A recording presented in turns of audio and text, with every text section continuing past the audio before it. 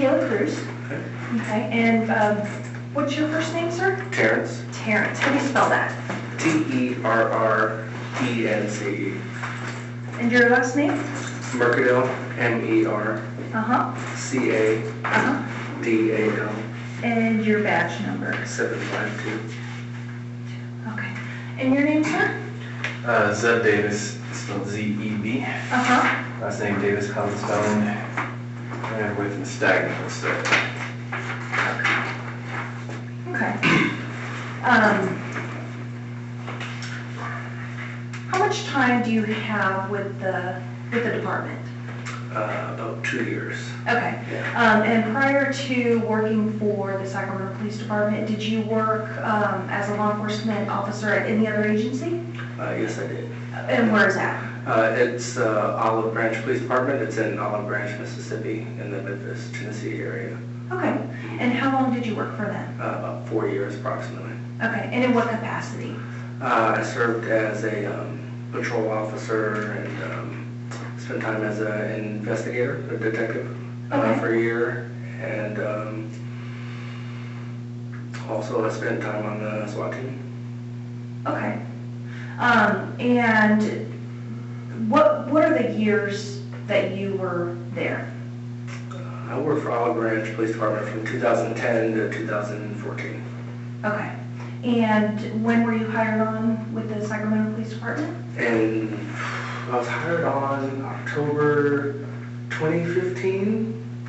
Okay. Yeah, as a pre-hire, and then I didn't really start the academy until January 2016. Okay. And what is your current assignment? I'm currently assigned to the Patrol Division, South Command, Swing Shift, Sector 5, Team 29. Okay. And how long have you been assigned there? Since the beginning of this year. Okay. And prior to that assignment, what are some of the other assignments that you worked? Last year I was assigned to the day shift Sector 3 team, I believe it's Team 14, downtown. Okay. For about a year. Okay. And how about prior to that? Prior to that, I was in the field training program for approximately 6 months. And then prior to that, I was attended the police academy for 6 months. Okay. Do you have any specialized training such as ACB instructor or firearms instructor or anything like that? The only specialized training I have is a physical fitness instructor with the department. Okay. Yeah. And how about, is it Olivehurst? Olive Branch. Olive Branch, I'm sorry. What about when you were with Olive Branch?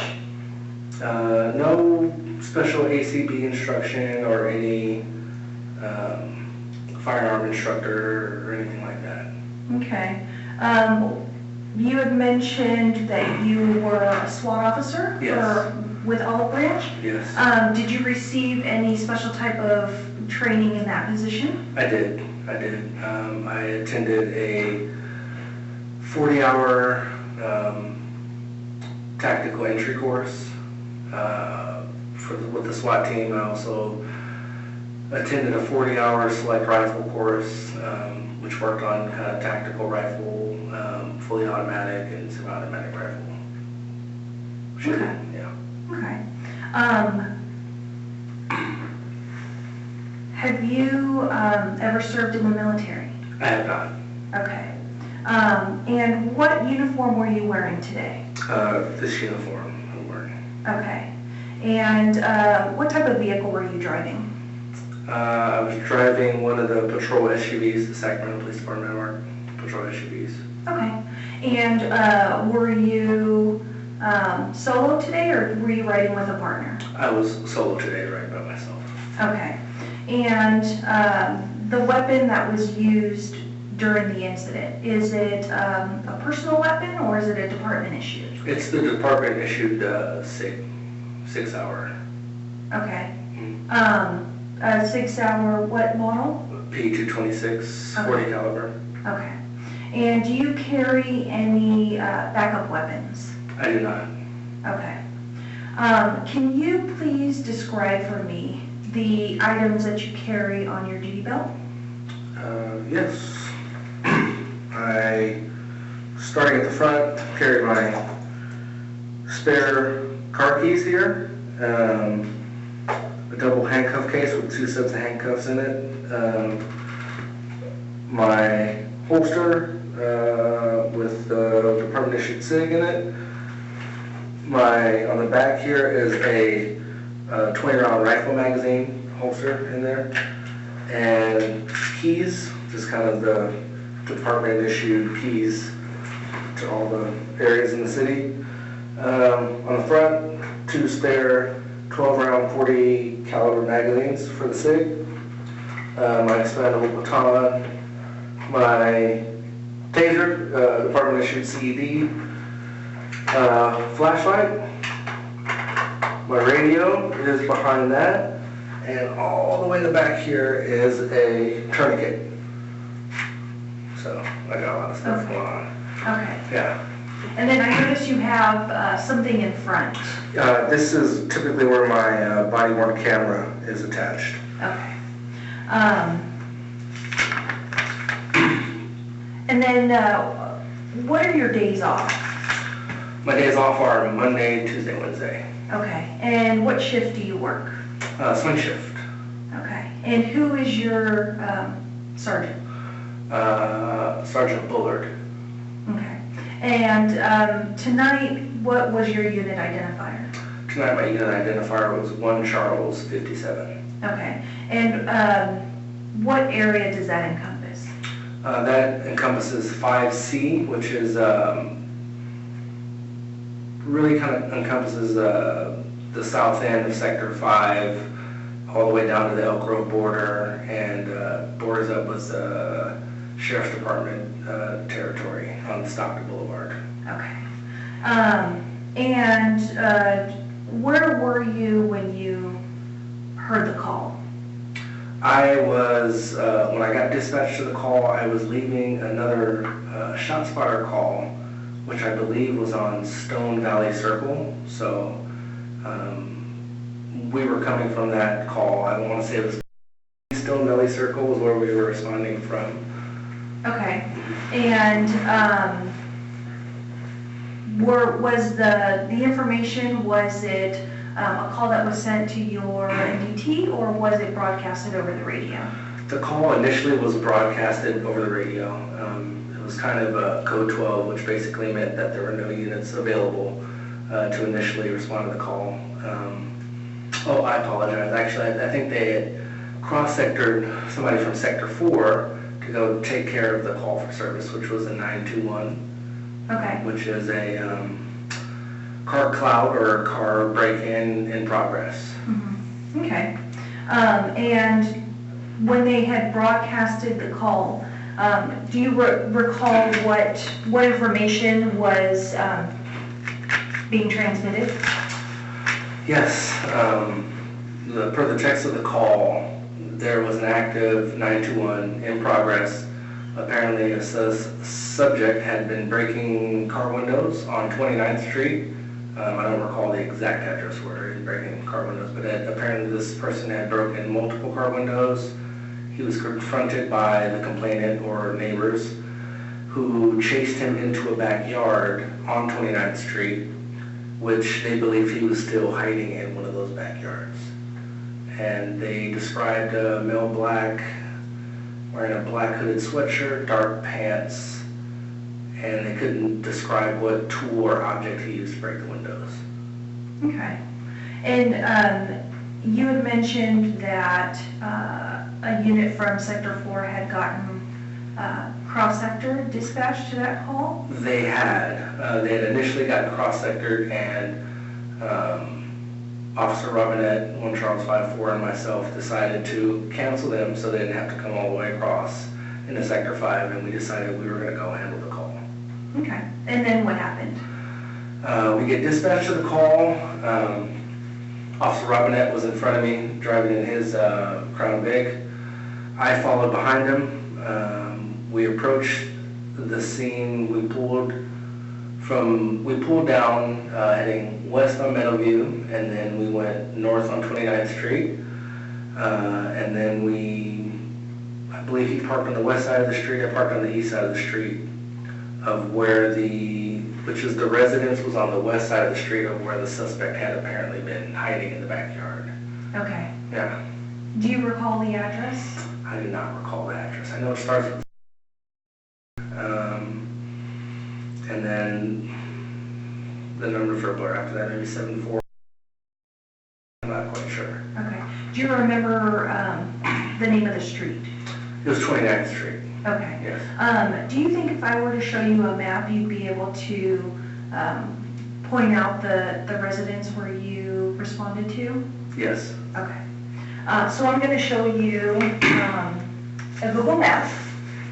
It's not to scale, okay, but this is a Google map of the area. So that's Meadowview there, and then that's 29th there. All right. Okay. The residence was north of Elwood Avenue.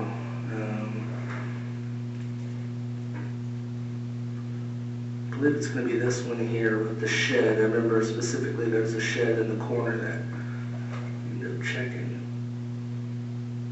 Yeah, this one here. Okay. And what happened after that?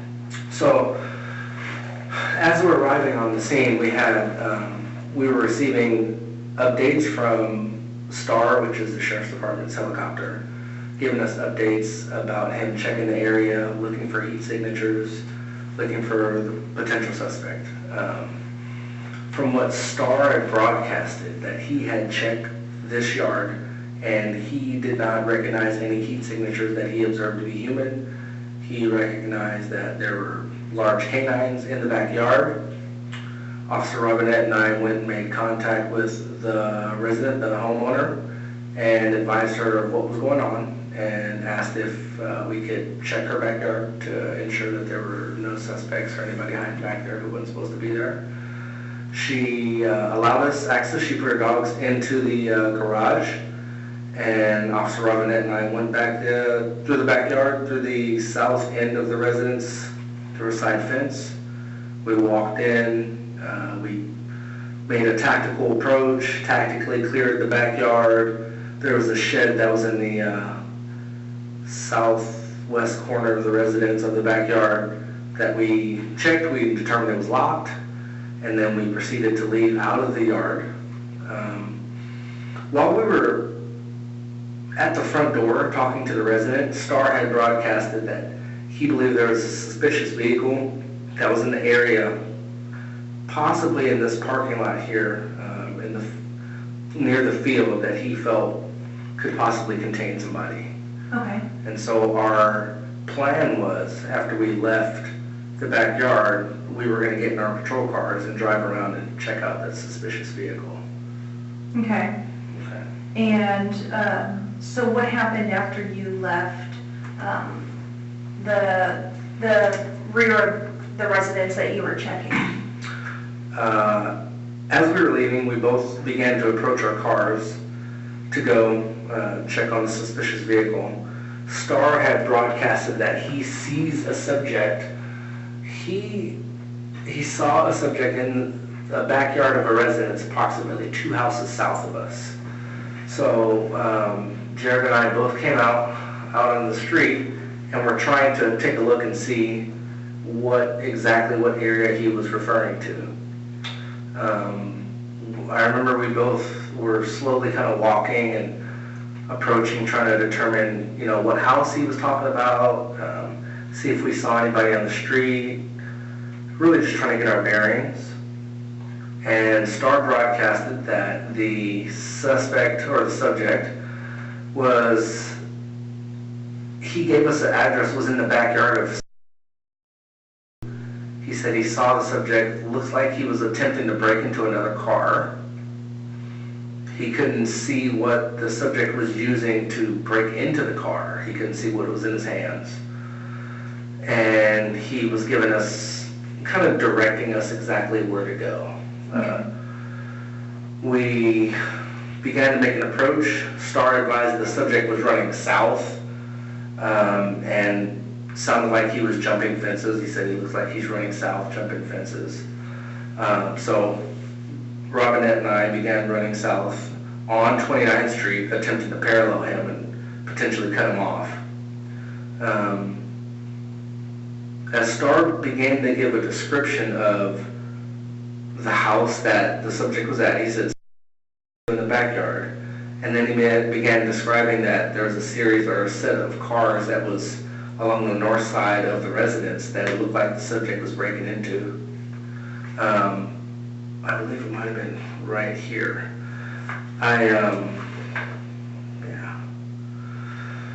So I approached the north end of this house, this residence, and then kind of looking down this driveway on the north end of the residence, and it's very dark back there. There's a couple of vehicles kind of blocking my view. There was a dark colored SUV or Suburban that was all the way to the west. It was like the furthest one on the side of the house.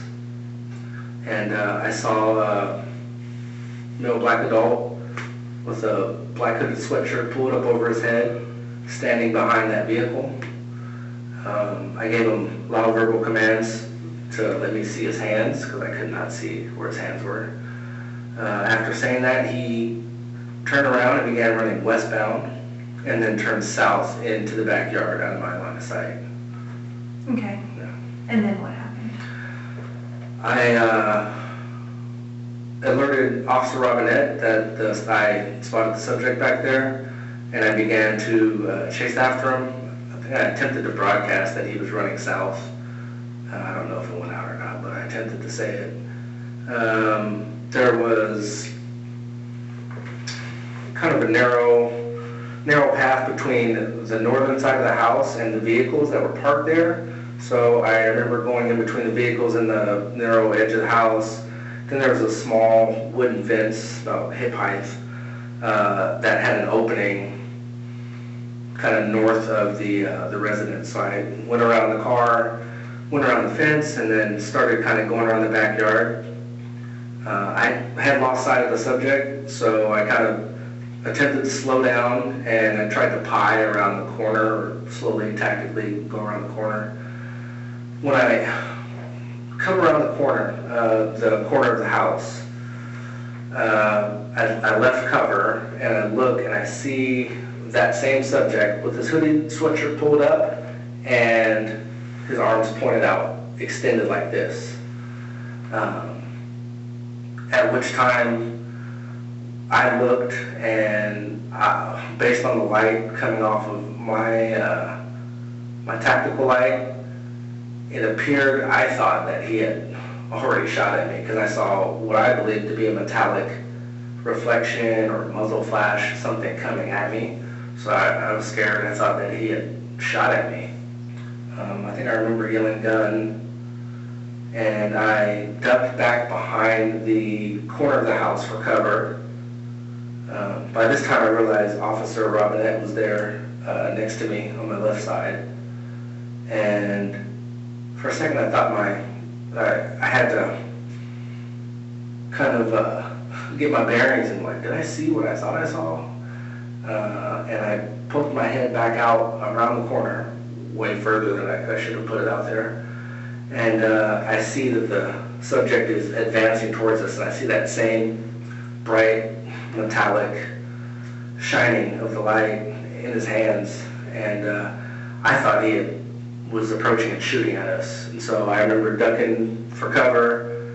I ducked, grabbed cover behind the corner of the house, and then I remember kneeling down on my left knee and returning fire, because I believe we were being fired upon.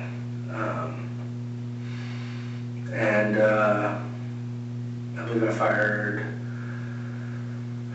10 times, and we saw the subject go down, and we began to give him, kind of verbal commands for us to, for him to show us his hands.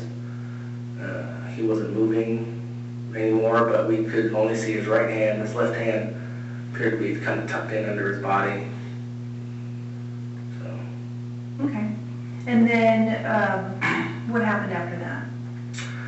After that, we're broadcasting the updates. I believe I broadcasted there were shots fired. I said that the subject was down. We were putting out pertinent information as to where we were, how to access us. I believe Star was also directing units in the area to come out.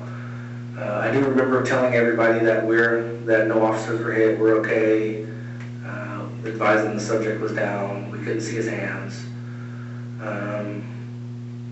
And then I remember additional officers arrived on scene. I believe it was Officer Taylor and Officer Trujillo arrived on scene, and we kind of stayed behind cover, attempted to give the male more verbal commands. And then I believe that SAM 5, which was Sergeant Morris, arrived, and the decision was made to make a contact team to go apprehend the subject. And we all made a tactical approach. And I remember, I think Sergeant Morris, and I'm not sure who else went hands-on. I remember taking out my handcuffs and placing my handcuffs on the subject, bringing him over, and then the decision was made to start doing CPR, life-saving measures. Okay. And do you recall who performed CPR? I believe Officer Taylor began performing CPR.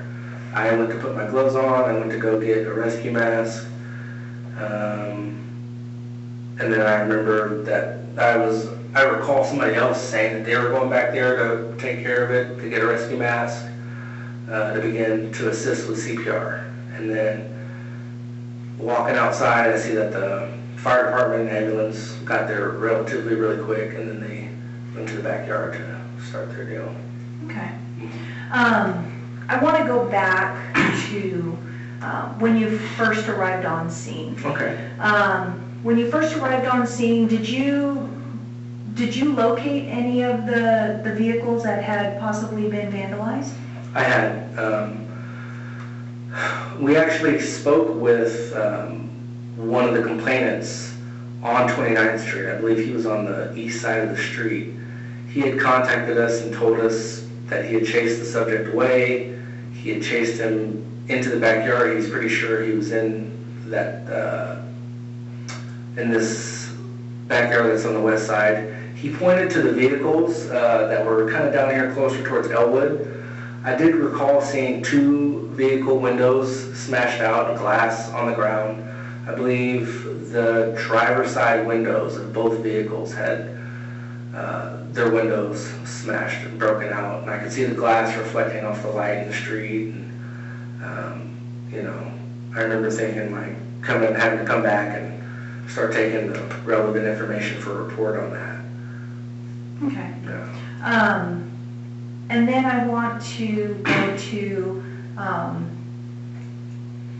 after Star had given you an update about the subject, seeing the subject in a backyard just south of you, and you arriving to the residence where you saw the suspect. What type of lighting was there in that area? Well, in that area, it was extremely dark. There was street lighting on 29th Street, but as you know, street lighting is kind of scattered around.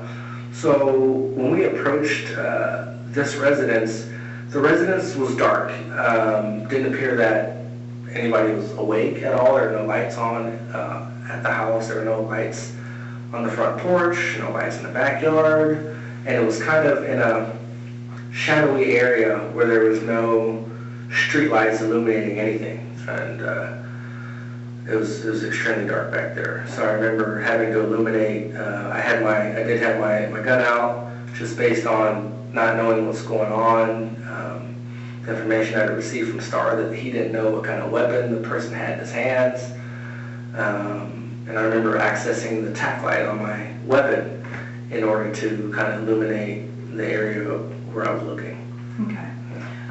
Did you also use your handheld flashlight?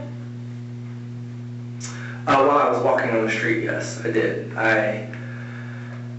There was a point in time where I had holstered my gun and I brought my flashlight out, my going to use my department issue, the Pelican flashlight, because it's pretty bright. And I had that in my left hand, and I was kind of using that to shine light around so I can kind of see what was going on, see what, Star was talking about. Apparently Star had given us information that the person was running towards the front of the house, and I was like, well, I don't see anybody, I don't know what he's talking about, so. Okay. Yeah. And so, I want to go back to when you're standing at the residence where you see the suspect. Mm-hmm. You had mentioned that you had said something to him. What was it that you had said to him? I had given him verbal commands to show me his hands. Okay. Did you give him any other commands? I remember once he began running, I remember yelling, stop. And then let me see your hands, I believe was another phrase I'd used. Okay. Did you ever identify yourself as a police officer? I'm not quite sure if I did. Okay. And then once you were in the backyard, can you describe for me the lighting in the backyard?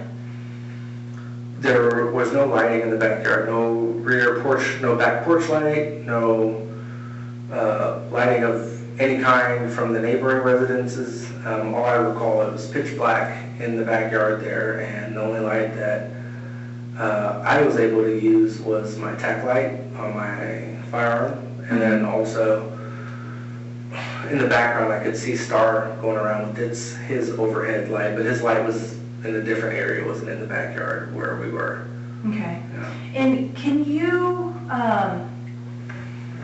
demonstrate for me the position that you saw the suspect in once you came around the corner? Yeah, sure. He was. You can stand up if you have to, okay. or you can. All right. So he was. So as I rounded the corner, kind of the direction that you were in, I recall that he was kind of sucked up close to the east side of the building, or he was closer to the side of the building. And I think there was some kind of table or bench to the left side, like a wooden picnic bench or something. And I remember seeing him standing like this. When I first come around the corner, he's standing like this. And that's, at the time, I thought I saw a muzzle flash. I was scared. I was like, oh my God, this is shooting at me. Second time I come back around, he had advanced and moved up. He wasn't in that same position he was in. It looked like he was moving forward like this. Okay. So that's when I took cover and returned fire. Okay. And so the first time you saw him with his arms extended, what was going on in your mind? What were you thinking? First thing I thought, I was like, wow, that was stupid of me to come around the corner that fast, and I remember thinking, I was like, this guy's freaking shooting. I was like, is that a gun? He's shooting at me. And it was kind of surreal. It was almost in like slow motion, and I was like, this dude's freaking shooting at me. I was like, he's really shooting at me. And so I remember, get out of the way, dummy. That was my first instinct. And kind of ducking around, and then Jared had kind of taken a way better position than me and had kind of kept himself on the corner, and then he ducked back, and I remember him ducking forward again at the same time I ducked forward to kind of reaffirm what we saw.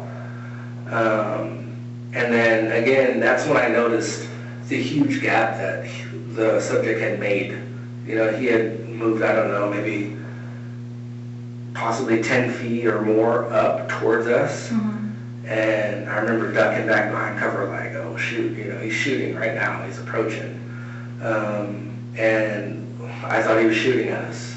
So, I don't know, something kicked in. I knew that Jared was standing up at the corner, and obviously I wasn't going to stand right next to him, so I just kneeled down beside him and kind of came out to the side and returned fire from cover. Okay.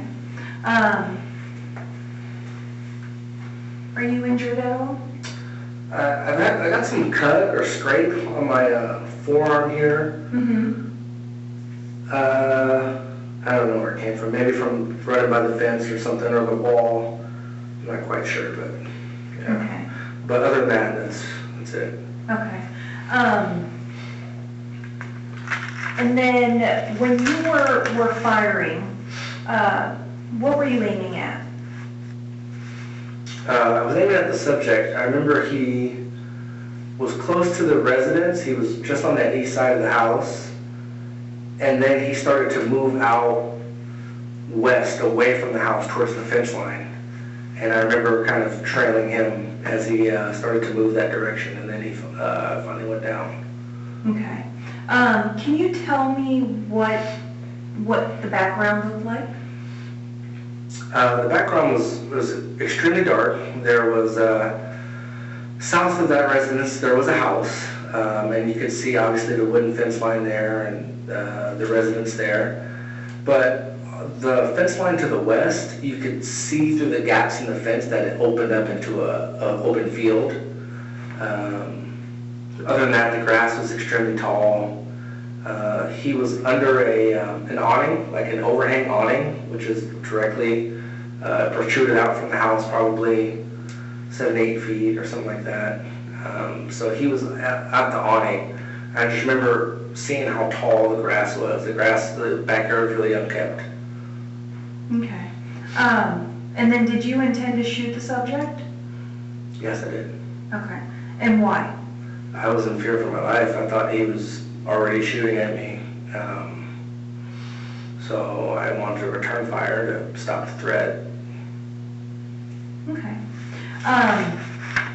And going back to your body-worn camera, were you wearing it at the time? Yes, I was. Okay. And was it turned on in recording? It was activated in recording. Okay. Have you attended CPT yet this year? Yes, I have. Okay. What about last year CIT training?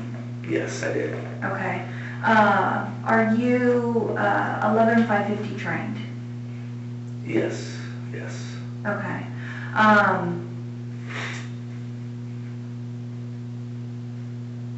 Did this subject exhibit any symptoms that you could have perceived as possibly the subject suffering from mental health issues? I was unable to determine any of that. It was extremely dark. When I initially gave him a command to show me his hands, he attempted to run and flee from me. I never heard him say a word or anything, nor did I even get a good look at his face to see, his mental status or if he's under the influence or anything. Everything moved really fast. Okay.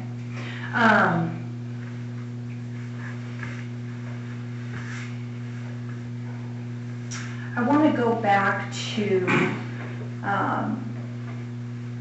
when you and Officer Robinette were in the backyard. When the subject was down on the ground, was there any type of conversation between you and Officer Robinette pertaining to after force care?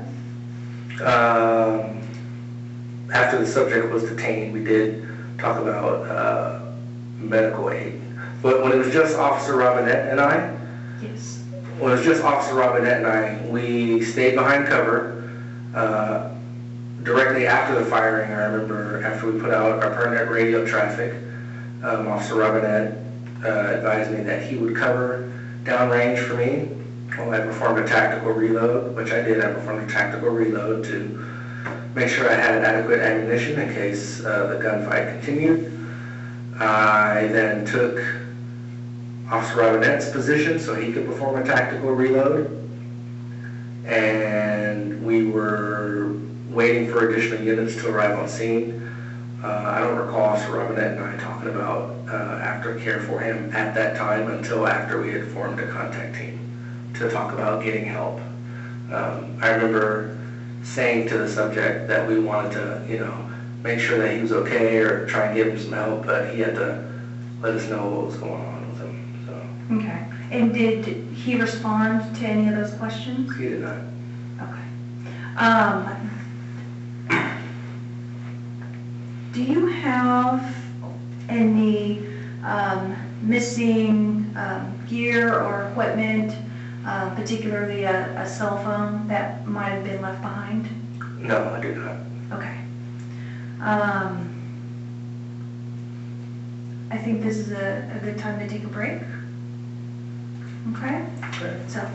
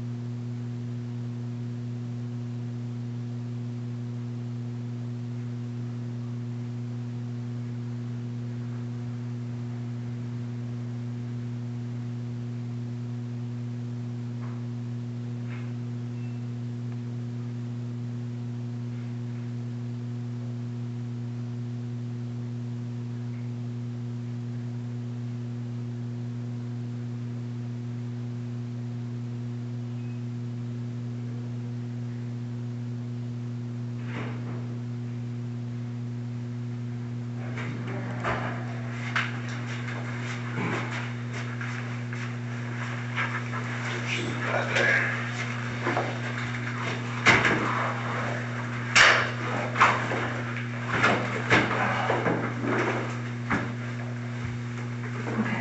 I want to go back to when you're arriving on scene. So you're on scene for this 921 for this car burglary, and Star is giving you several updates. Yes. At any point, did Star give you an update indicating that the subject's behavior had changed? Yes. From initially, and this is all in a matter of less than a minute, we're getting these updates.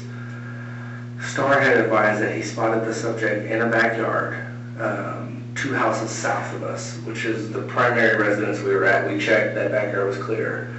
He said 2 houses south of us. As he began to kind of jog up to where he was talking about, I heard the update from Star that the subjects started running, so his behavior had changed. He started running south, and so we're thinking, you know, he's running from yard to yard, he's going different directions. I remember there was a point when Star had advised that the subject was attempting to break into another car, and there was something in his hands. He couldn't see what was in his hands. I remember that pretty clearly because I was like, all right, well, what does he have? You know, is it a lead pipe? Is it a gun? Is it like, what is he breaking car windows with? You know, I don't know what he's breaking car windows with. So I remember hearing that behavior, and then Star advised he's trying to get into another car, and that's when Star gave the direction of what house he was at. The north side of the house, there's some cars that were in the kind of driveway, alleyway leading up to the north side of the house. And I remember looking deep back into the backyard west and seeing him behind a car, just the top half of his body. And then from there, that was as far as the behavior changes I saw, and then he takes off running. So. Okay. Prior to Star broadcasting that the subject was running south, had Star mentioned what the suspect may have been doing in the backyard? I believe Star had said the subject he said he's got a subject. He said, I've got somebody in the backyard. Said he looks like he was looking around or snooping around. That's kind of all I really remember. Okay. Yeah. Okay. And then when you first arrived on scene, do you remember the update that Star had given you? Yeah, I remember Star had given an update that he initially had checked the area, and initially had checked the house that we were, the primary call for service that we were at that residence, and he didn't see any heat signatures there.